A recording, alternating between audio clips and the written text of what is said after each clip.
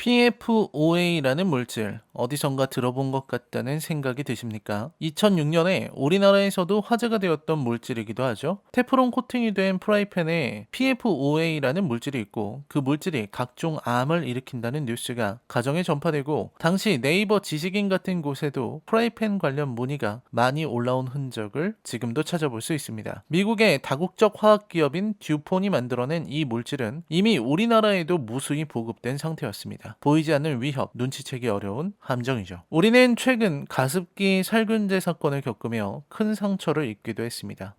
정확히는 옥시 레킷 벤퀴저라는 영국 회사의 대응과 반응, 그리고 그 뒤에 숨은 다른 주역들의 대응을 보며 기업의 책임감과 윤리의식에 대해 다시 생각해보는 계기가 되기도 했습니다. 그 상처가 아직도 상흔을 남겼고 희생된 사람들은 돌아오지 않습니다. 무서운 일이고 끔찍한 비극입니다. 영화 다크워터스는 듀폰에 대항하여 20년에 걸친 소송을 진행한 변호사 롭 빌럿의 이야기를 담은 작품으로 토드 헤인즈 감독의 신작이기도 합니다. 토드 헤인즈라는 이름이 무척 반갑기도 하지만 이 영화가 지닌 무게감 때문에 마냥 좋아하기는 어렵더군요. 작품을 끝까지 보고 나서 저는 역시 토드 헤인즈의 작품답다는 생각을 했습니다. 이는 뒤에서 차근차근 이야기하도록 하겠습니다. 다크워터스를 보면서 느낀 건 이 영화가 아카데미로부터 완전히 외면을 받을 만한 작품은 아니라는 겁니다. 저는 이 영화가 충분히 아카데미나 골든글로브의 문을 두드릴 자격이 있다고 생각했습니다. 배우들의 연기는 물론이고 연출이나 구성이라는 측면에서 다크워터스는 결코 부족하지 않은 영화입니다. 하지만 미국이 자랑하는 오스카나 골든글로브는 철저하게 이 영화를 외면했습니다. 업계에서는 자연스럽게 소리가 흘러나옵니다. 듀폰의 입김이 발휘된 것 아니냐고요. 듀폰이라는 거대 회사의 영향력을 생각해보면 충분히 가능한 일이죠. 무엇보다 무서운 건 이 이야기가 남의 이야기가 아니라는 겁니다. 이 이야기는 우리들의 이야기이기도 해요. 코로나19로 인해 이 많은 작품이 고작 10만 관객을 동원하는 데에서 멈췄다는 것이 아쉬울 따름입니다. 다크워터스 리뷰입니다. 여러분, 이제부터는 치명적인 스포일러가 포함되어 있습니다. 감상에 주의하시길 바랍니다. 토드 헤인즈라는 감독은 참으로 뛰어난 감독입니다. 저는 이 감독이 사랑하는 음악, 그러니까 밥 딜런이라거나 혹은 글램록과 데이비드 보위, 그리고 원작에 있는 작품을 영화로 옮길 때마다 드러나는 그의 탁월함을 긍정합니다. 글램록에 대한 찬사를 펼쳐낸 벨벳 골드마인, 밥 딜런의 이야기를 꺼낸 I'm Not There, 50년대 동성애 소설을 원작으로 한 캐롤, 마찬가지 소설 원작이면서도 데이빗 보이에 대한 애정을 드러낸 원더스트럭에 이르기까지 그의 영화들은 대부분 좋은 평가를 받아왔죠. 저는 여전히 원더스트럭이 불만이지만 사람에 따라서는 그 작품을 더 좋아할 수도 있을 거라 생각합니다. 음악과 원작과 실화가 뒤섞인 토드 헤인즈의 세계 다크워터스는 결코 불청객이 아닙니다. 다만 그가 지금껏 그려왔던 세계와 다크워터스의 온도 차이는 분명하죠. 이 작품은 차갑고 건조합니다. 그의 작품에서 볼 수 있었던 따뜻함이나 낭만 그리고 애절한 그리움 따위는 찾을 수 없습니다. 그리고 저는 그렇기 때문에 다크워터스가 더 가치 있다 생각합니다. 이 이야기에 감상적인 태도를 취할 이유가 없었던 겁니다. 왜냐면 롭 빌럿이라는 사람은 그런 감상 따위에 치우치지 않고 싸워온 사람이었으니까요. 영화는 첫 장면에서 하얀 거품이 올라온 강물에서 헤엄치는 철없는 청년들의 모습을 보여준 후 롭 빌럿이 처음으로 대형 로펌인 테프트에서 파트너 변호사가 된 시점으로 이동하며 이야기를 시작합니다. 1998년이죠. 롭 빌럿은 그리 대단한 대학을 나오지도 못했고 출신도 그리 대단하지 않습니다. 롭 빌럿이 웨스트 버지니아 시골 출신이라는 사실을 알게 된 로펌 대표가 비밀로 해주겠다고 할 정도로 롭은 오직 노력만으로 자리를 만들어낸 인물입니다. 그는 화학기업들을 변호하는 일을 합니다. 예를 들자면 듀폰 같은 회사죠. 그런 롭 빌럿에게 멀리에서 손님이 찾아옵니다. 웨스트 버지니아에서 농장을 운영하는 농장주 윌버 테넌트죠. 테넌트 씨는 고향에서 지내는 롭의 할머니에게 소개를 받고 찾아온 겁니다. 그냥 돌려보내려는 롭에게 실망한 테넌트는 진실이 담겼다는 비디오 테이프를 넘기고 대수롭지 않게 생각한 롭은 테이프를 확인하고 충격에 휩싸입니다. 테이프 속에는 테넌트의 농장에서 의문의 질병에 시달리는 소들에 대한 충격적인 영상이 나오고 있었습니다. 소들은 미쳐 날뛰기도 하고 이빨이 전부 검게 변하기도 하고 사체에서는 거대한 종양이 발견되었습니다. 평생을 소를 키운 테넌트로서도 처음 겪는 기현상이었죠. 테넌트는 이 모든 일이 농장 바로 옆에 들어온 듀폰의 공장 때문일 거라 생각합니다. 그 이후에 이런 문제가 생겼기 때문이죠. 롭은 즉시 상황을 파악합니다. 화학 물질에 대한 기준치는 정부에서 정해놓은 것이 있고 듀폰은 그 기준치를 준수하는 기업이었습니다. 롭은 테넌트 농장으로 가 듀폰에는 큰 문제가 없다는 걸 알려주지만 테넌트는 롭의 말을 무시하고 농장에서 벌어진 현상들을 보여줍니다. 무려 190마리에 가까운 소들이 죽어서 묻혀있는 장소를 본 롭은 이 사건에 본격적으로 파고들기 시작하죠. 이제부터 벌어지는 것은 롭의 외롭고 길고 고단한 싸움입니다. 아무리 대형 로펌의 변호사라고는 해도 대기업을 상대로 싸우는 것은 어려운 일입니다. 언제나 힘과 돈, 시간이 부족합니다. 도와주는 동료들은 아무도 없습니다. 내 편은 아무리 많아도 부족한데 대기업 듀폰을 상대하는 롭을 언제까지나 지켜줄 사람은 많지 않습니다. 사랑하는 가족들이라 해도 예외는 아니죠.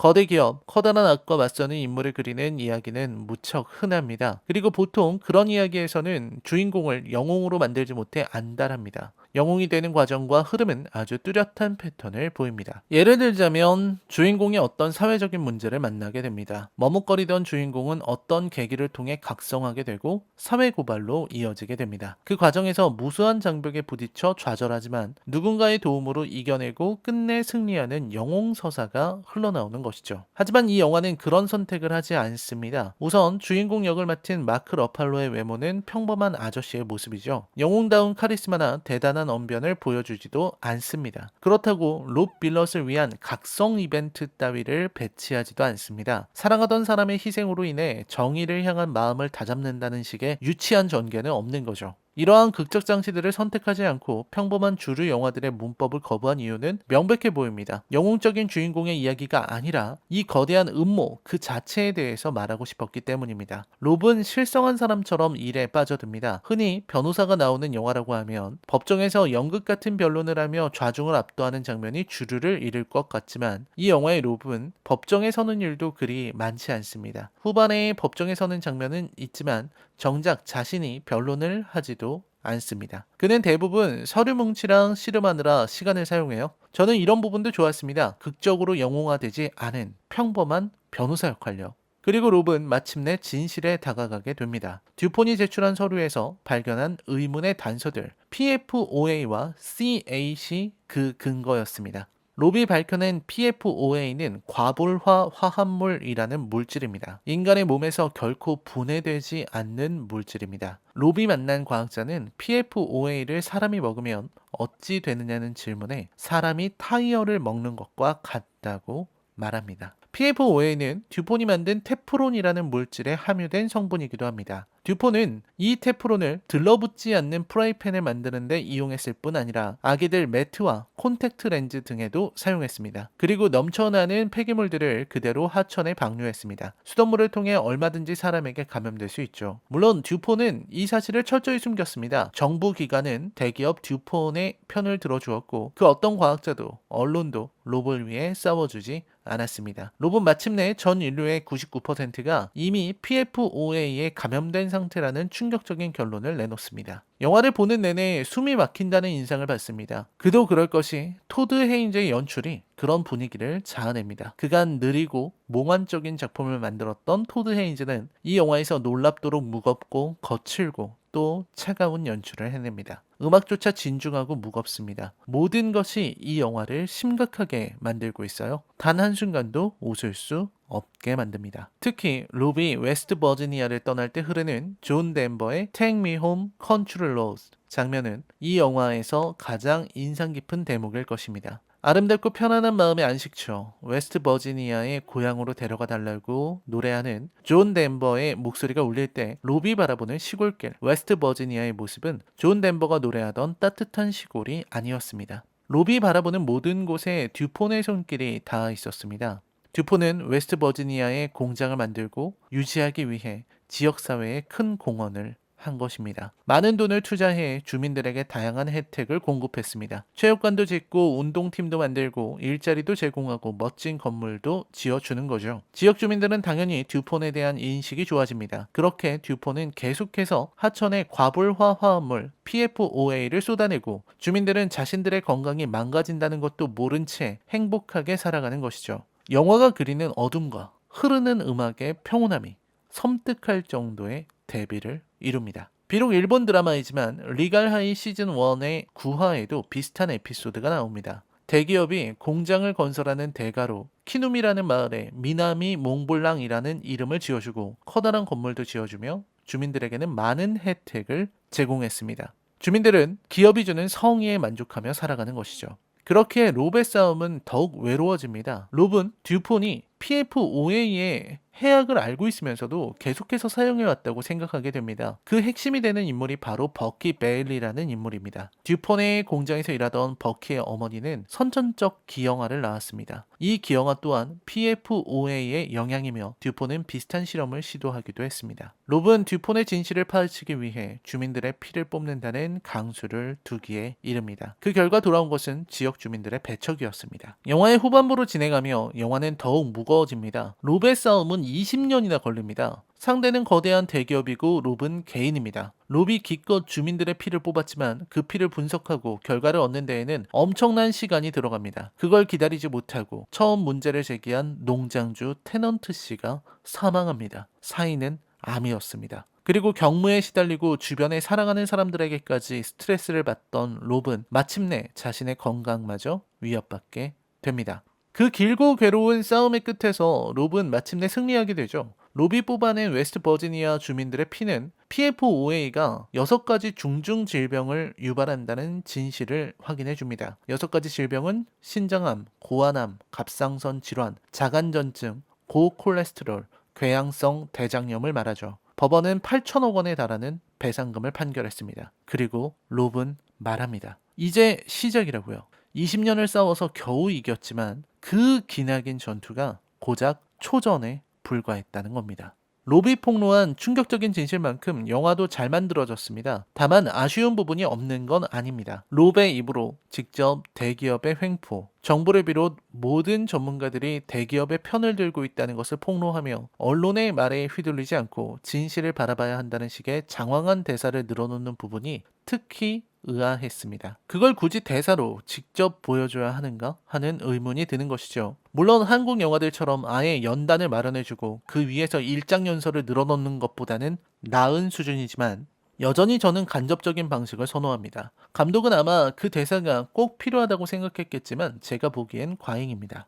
거대 기업을 상대하는 롭이 느끼는 불안과 공포를 드러내는 방식이 무척 인상 깊었습니다. 특히 혼자 지하 주차장에서 자동차에 시동을 걸 때 숨이 멎을 것처럼 긴장되는 장면을 연출한 게 좋았습니다. 롭이 받는 스트레스와 공포를 몹시 효과적으로 표현한 장면입니다. 실제로 듀폰은 롭의 차에 폭탄을 장치하지 않았지만 롭이 받는 스트레스는 진짜입니다. 그런 공포를 느낄 정도로 롭이 궁지에 몰렸다는 것을 보여주는 장치이기도 합니다. 거대 기업에 맞서는 일개 변호사의 나약함이 잘 드러나죠.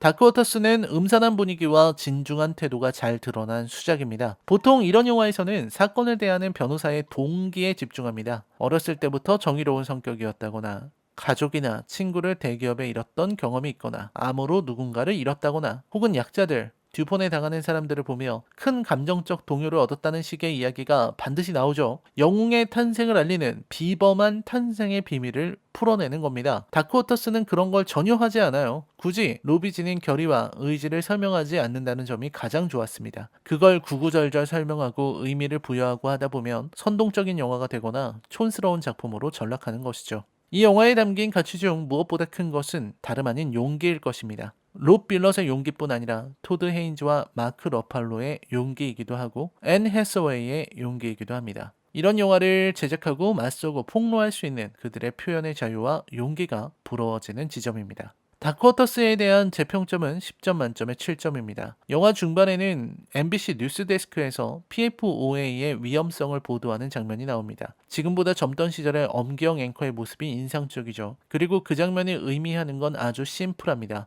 우리도 PF-OA에 노출되었다는 것이죠.